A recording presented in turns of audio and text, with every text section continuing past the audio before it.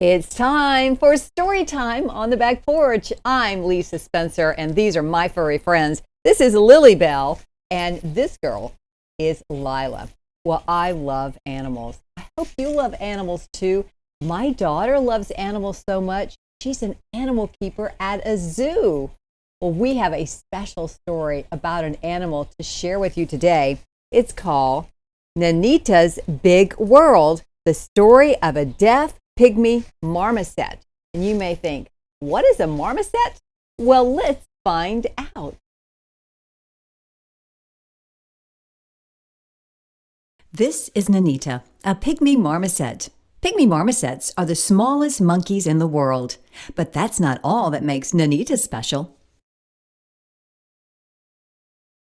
When Nanita was born, she opened her eyes for the first time and saw beautiful trees, ferns, and flowers. She smelled sweet orange blossoms and the musk of her mother's fur. She yawned and tasted warm air on her tongue. But she couldn't hear the squawking parrots on the branches overhead.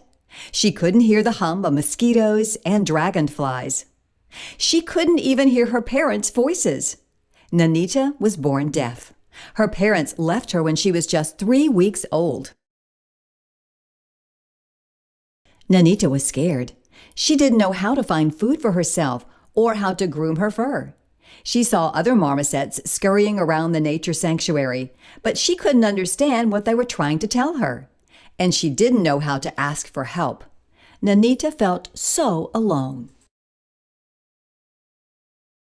But then something wonderful happened. Kind humans brought Nanita inside, and she found herself in a cozy new nest of her very own. She even got a cuddly toy that kept her warm. Nanita didn't need to hear the voices of her human friends to know she was safe now. Love wasn't a sound. It was warm blankets and ropes to climb on. Every day, someone groomed her pretty fur with a toothbrush.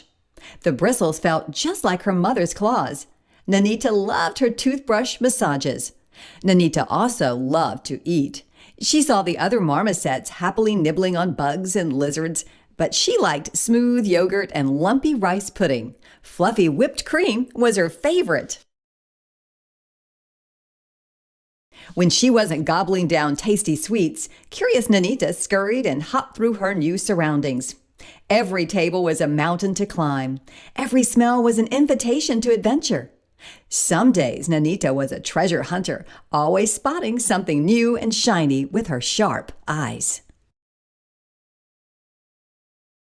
She was a brave explorer, getting lost in tall grasses and peeking inside dark and spooky caves. Sometimes when she followed her nose to interesting new places, Nanita wished she had a marmoset friend to share in her adventures. But she couldn't hear the other marmosets inviting her to play. As Nanita grew up, the world outside still looked huge, bursting with new things to discover. And one day it was time to trade in her old nest for a bigger, better one.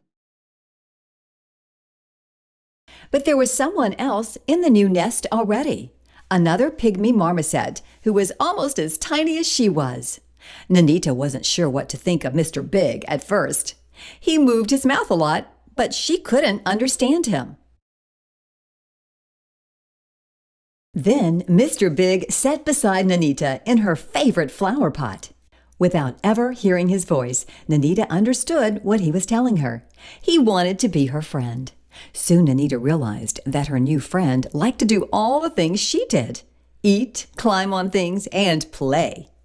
And while Nanita couldn't hear his chatter or whisper secrets to him, she could climb as high as he could and jump just as fast. Nanita's world would always be silent, but that meant she noticed things that other marmosets often missed, like colorful creatures even smaller than she. Nanita still liked to swing in and check on her human friends from time to time, and she loved her toothbrush more than anything else.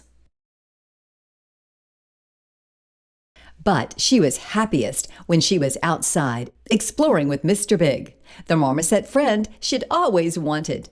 Now love is a shared treat and napping in the same hammock. There's a big world surrounding Nanita's new nest, and she's ready to climb, see, and taste it all. As long as she can still curl up with her toothbrush at the end of the day. Oh, what a happy ending. Nanita found a friend in Mr. Big.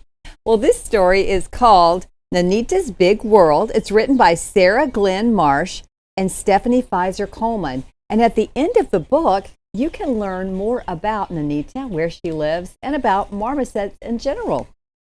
Great story. Thank you for joining us. I hope you'll join us again. And you can do it anytime by subscribing to our YouTube channel called Storytime on the Back Porch.